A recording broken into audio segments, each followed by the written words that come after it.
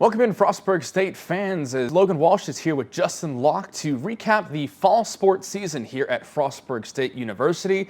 And Justin, we're going to pick up first where the last team just ended football, a historic season, 11-3 overall record at the end of everything. Made it to the NCAA quarterfinals, which was the Super Region 1 championship, and just a fantastic season all around for head coach Eric Wagner and his players. Absolutely. I mean, when you come off a 6-5 campaign, you had 6 straight wins to start off the 24 year. You just couldn't turn it around after that homecoming loss against Charleston. And this year, they took the tough loss at home against Glenville State in double overtime, and then you follow that up with the triple overtime win against Charleston, which you kind of got your redemption. And then you find ways. I mean, this team had a lot of new defensive pieces that found their home, and obviously a lot of them are going to be leaving after this season. And kind of even when they got to the end stretch, you won against Fairmont State in that closing game, you got the dominating win, and then you go into the playoff. And obviously the history was kind of against you. You didn't have a playoff appearance at that point.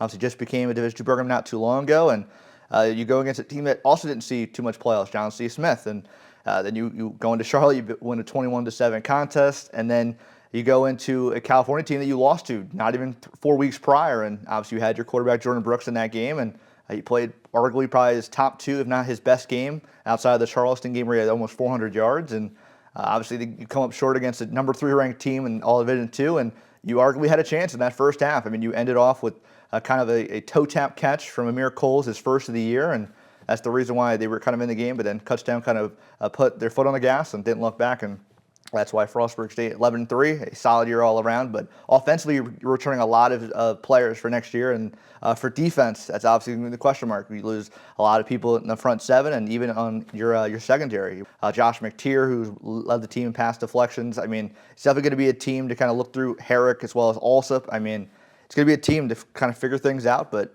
definitely going in the right direction. And Coach Wagner definitely was at the forefront of that operation, kind of going its way. Yeah, you talked about the offense and how good they were.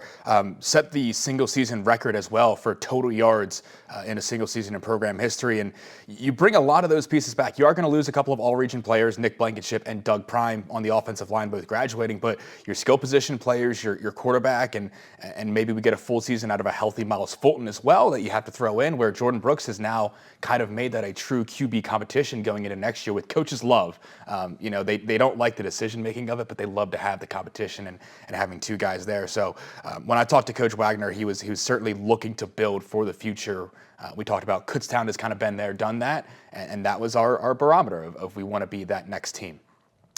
We'll next go into cross country, and in a couple successful seasons. On the men's side, Gage Osborne kind of led the way for most of the season. Jackson Jones as well picked it up towards the latter half of the year. It was a building year. It's still a very young team. There's only 1 senior, a lot of juniors and underclassmen, but it was something where they kind of improved throughout the year, and it's nice to see that we don't have necessarily the team results, but as individuals, everyone kind of got better. Absolutely. I mean, Gage Osborne's been kind of the key guy the last 2 seasons, especially. And when you kind of can get top 10 program records last season coming to this year, kind of battle through, and even at the Atlantic region, you get 18th place. You kind of were in the middle part of a lot of those races, and especially when you have so many returnees for next season. I mean, it kind of opens the door of, okay, how can we progress? How can we find ways to kind of set better personal record times and keep kind of going up the ladder? And you touched on, again, Jones did it really well, especially in that Atlantic region, kind of got up the ladder where it looked like kind of Osborne would be that lone guy there. And it's tough, obviously. Again, you're going against a top competition every single week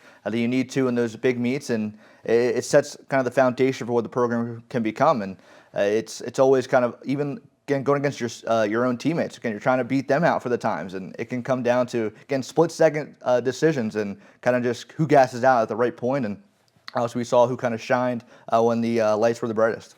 Yeah, and you talked about the team competition. Then on the women's side, a couple of second-team All-MEC performers in Riley Teague and then Leah Magda, who just beat out her teammate Hannah Shulman, the 20th and 21st there for them. And it was a surprising season, I think, for a lot of the MEC teams that the women really showed consistency throughout the year. It was not any one person or 2 people like we saw on the men's side where Gage and Jackson kind of had the top times, but there was a quartet or a quintet of girls that could have, been our first place finisher at any meet, and it was who was having their best race. And you bring all of them back. There were no seniors on that team that competed in the fall, so you're setting that foundation really well up for next year. Yeah, absolutely. I mean, again, we touched on it even with the men's side. I mean, it comes down to little things, right? I mean, when you can able to beat your teammate out barely by a little bit of a spot to kind of climb up the ladder, I mean, it sets the tone. And obviously with the way that Riley T kind of broke out this season, right? You had so many top 10 times. I believe she had 3 to herself. And in a season like that, I mean, it's easy to kind of build off that. And we see that with, again, different pieces on this team. Again, no seniors leaving. So it's kind of setting a chance for this team to progress in the right direction and kind of find a ways for the 26 campaign that kind of you did in 25. You just want to kind of keep going up. I believe they got 16th in the Atlantic region at the end when it was all said and done. And you get some second all-team MEC performers, and that's what you really want to have. You want to be able to kind of get those conference selections due to your top 20 times in that big region, and if you could do that and kind of make your presence felt, it's going to set yourself up for success down the line into next year. From there, we move into volleyball, and it certainly wasn't the season that they wanted. Flat out, they did not make the MEC tournament, which is a goal every single year for them. And there was learning moments. There was progress. You beat the 2 division champions. They had a home win over West Liberty. They had a road win over West Virginia Wesleyan. Those were the 2 #1 seeds in the MEC tournament. But it was finding consistency to try to beat those other middle tier teams that, they would have 3-2 or 3-1. They just couldn't get over the line. Couple of successful seasons for Paige Mock and Danny Kunkel, both getting all conference honors. But it was just, falling that little bit short. But again, it is a young team. You do lose some key pieces, but a lot of your success is coming back, and you're looking to, kind of shake that off and build into 2026. Certainly how kind of football did this year, where, didn't end the way we wanted it to. Let's move on and get better next year. Yeah, only one less loss than the year prior for head coach of the tournament in his second stint here with the Frostburg State Bobcats. And when you look at it, you touched on it, not too many starters are leaving. You still have Maya Johnson, you still have Danny Kunkel, you still have Paige Mock, who was top 5 in blocks in all Division II, and I believe she was also top 10 in blocks per set. So definitely somebody to kind of shine through in this team, even despite some losses. And that huge West Liberty game, especially that was here at home, you look at that and you say, okay, you can try to progress in that late in the season, just didn't kind of pan out. And a lot of times, especially at home, it seemed like the road team would just kind of find ways to kind of pick apart Frostburg's defensive side, and definitely something that you could definitely hone on in practice. And as you go into the next year, you look at, okay, what worked here, what didn't, and for a team that's trying to progress through, I mean, you just got to find ways to kind of battle through adversity, and hopefully that's what 2026 holds for this volleyball squad. In similar fashion than field hockey, again, it's a tough conference to play in. Straight out, you're playing against almost a top 10 team every single week that you're in there, whether it's on the Wednesday game or the Saturday game. It's tough to get wins. We saw a big win against Millersville, a 4-0 here at home. That was kind of the highlight on the year. A couple of overtime losses where, that could have bumped you up to 6, 7 wins, somewhere in there.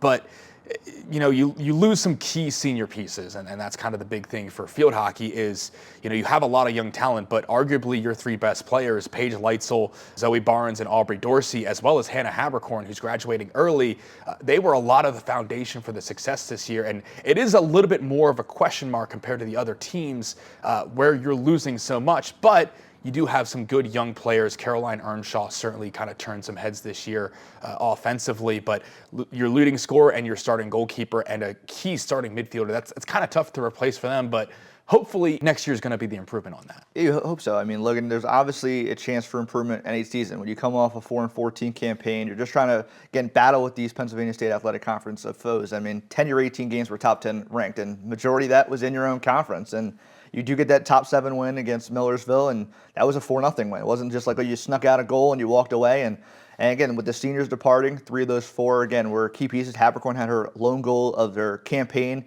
in that final game at home. And obviously, that's kind of just progression. And you show that a lot of times, especially for field hockey, it seems like once you give up that initial first goal, it's hard to kind of bounce back from. And we saw a lot of times where, especially at home, it just seemed like 1 or 2 tweaks would kind of get them to the right direction. And with the 26 year, you touch on, new pieces are going to have to kind of get plugged in and have to play up to standard. And if they can somehow match that or possibly exceed expectations, we could talk about a team that could win maybe 7, maybe 8 games next year, or even possibly get to double digits if they're somehow able to combat the likes of the Pennsylvania State Athletic Conference foes, which again are continuously top 10, top 5, top 3, and even number 1 usually. And it's much harder to battle against those when you're playing against another conference like the other sports where you're not playing top 10 opponents every single time out, whether it's home or going to their own building. And obviously, it's hard to win on the road against teams that are polished to win. Yeah, it's certainly been a benefit for them joining the PSAC, where you have that good competition. Now, in your results, it's maybe not all the way there, but you're getting good competition. You're putting your name out there of like,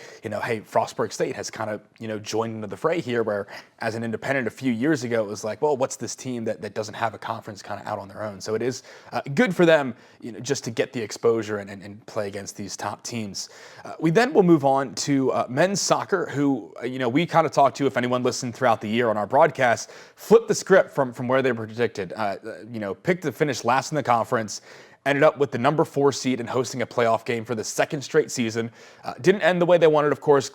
D&E kind of had our number throughout the year, 3 losses against them, including the one in the quarterfinals. But the team they continue to surprise everyone. And to themselves, I don't think that they're surprising themselves, because I think they understand, how solid they are. But from the outside looking in, people, Frostburg State, what do they really do? And it's a defensive, strong foundation. It's getting goals from everywhere around the field. And it's just a solid team building year once again, where you had to replace a lot last year. You did that this year. Yeah, absolutely. I mean, when you see this team and you have the 6'7" goalkeeper, Jan Ferredu, getting outside of the D&E games, it just seemed like every other game he was kind of that brick wall. And just for some reason, the Senators had his number. 2 goals, again, they kind of had handed to him, and one was in the regular season, one was in that playoff game. But again, when you shake those off, I mean, you have to have short-term memory, especially with soccer. And a lot of times for Frostburg, they were in games. Again, I believe they went 7-9-2 this year. And when you look at it, 3 of those 9 with the same team. So you just have to kind of go to the drawing board, find pieces that can come in and kind of make presence happen. And defensively, you have a lot of younger guys. You have Davis, you have Kennedy kind of on that side of the ball. And even with Denard, I mean, there's so many pieces for this Frostburg squad, but you're going to lose, obviously, Quintero Rivas, Mateo Quadros.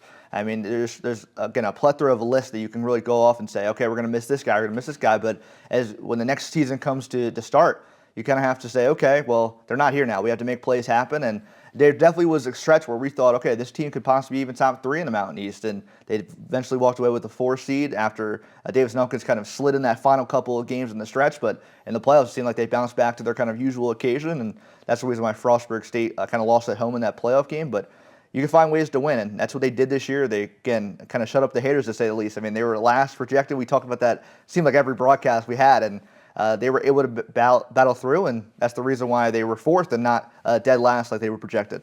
Yeah, and they had some really good top results. I mean, a 0-0 draw with Charleston is no mean feat. Anyone in this conference will tell you that. The first ever point picked up against them. To hold that team scoreless is a feat in and of itself. And then beat Concord, who ended up in the championship with Charleston. So you certainly had the pieces there. And again, it's some of that consistency. But the league is so good, top to bottom, that it's hard to build those wins week in and week out. On the women's side, kind of the same thing. The South Division is typically stronger. Was the first time in 5 years that women's soccer didn't win the North Division, but double-digit win total, hosting a playoff game. You would take that most teams every single year if you can. Again, losing really, really key seniors, but there is a lot of momentum going forward, where your 2 leading scorers were both sophomores this year, and that is a great foundation to lay. And we're so used to them making the tournament year in, year out, that it feels like a disappointment. But when you look at it overall, it's still a really, really good season for Coach Parker and his ladies. Yeah, sometimes you might think of it as disappointment, but you can't hang your head down on that season. I mean, you have, well, as you said, double-digit wins. Molly Rebuck had a stellar season. Cassidy Page, Chelsea Pettigen. Again, you kind of just look at kind of the goal scorers that can return and kind of make things happen. You had a goalkeeper that was an all-honorable mention in Kayla Doty. I mean, there's pieces that can return and kind of make things happen down the stretch. And what we saw even in the playoff game, it just seemed like they could match the score easily. 1-1, it just every time it seemed like they had it. But that second half offense is kind of what they definitely need to look through later into this crafted season next year. And I think with some returning pieces, maybe lacking on the defensive end coming back, I mean, you definitely got to find, again, similar things we touched on throughout this entire thing.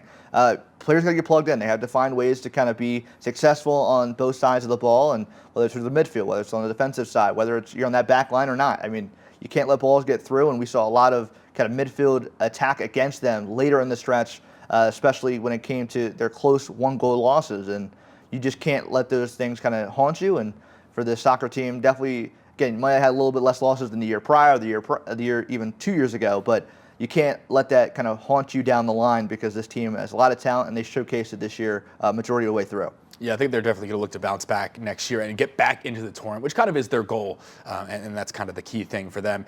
And then we'll round out with women's rugby, who completed their season with a second straight trip to the NIRA semifinals. A pretty heavy loss to American International, but they are kind of the class of Division II women's rugby at the moment.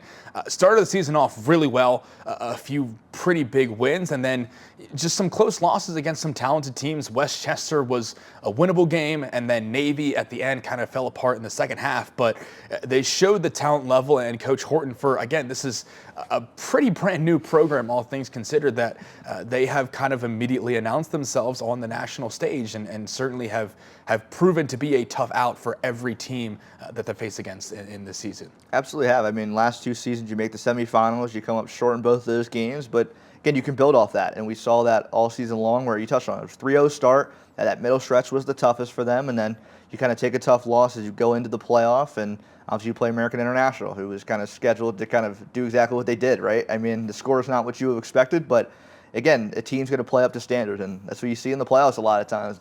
Usually the better off team's going to win, and it depends on the kind of the slight or chance that they get in those type of opportunities, and we saw what they did. And but this kind of progression, right? You see so many players that are going to return and kind of make plug-in plays happen, and for head coach Horton, I mean, you're kind of happy to see those things occur, because you know, okay, yeah, one game you can walk away by a good dominating victory. The second game you might have to kind of pick things across and say, okay, we could have worked on this better.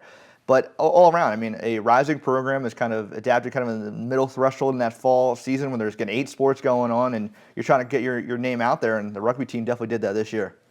Well, that'll do it for our fall sports then, and we are, we're almost midway through our winter season now, but football making that strong one, we wanted to give them their due credit and kind of wait for recapping all the fall teams. But our winter sports are in full swing. We're so excited for them to be in their competition. Men's and women's basketball both off to some decent starts overall, and swimming, especially on the women's side, they're doing really well. The men have a couple of key contributors, and then both wrestling squads off to really strong starts. It looks like they're going to be able to have a couple people maybe go back to nationals for both of them. Justin, thank you for joining me today. Obviously appreciate your input, and obviously we see these teams so close up sometimes that it's nice to kind of look back on them. Absolutely. I was glad to get the opportunity to do this. Touched on a couple weeks ago that I would like the opportunity, and obviously it was a really fun opportunity, and I'm glad that I got the opportunity to do so. Yep, well, you can catch Justin on our broadcast here on the Bobcat Sports Network, as well on 99.5 DZN for our basketball road games. We thank you all for tuning in, and as always, go Bobcats.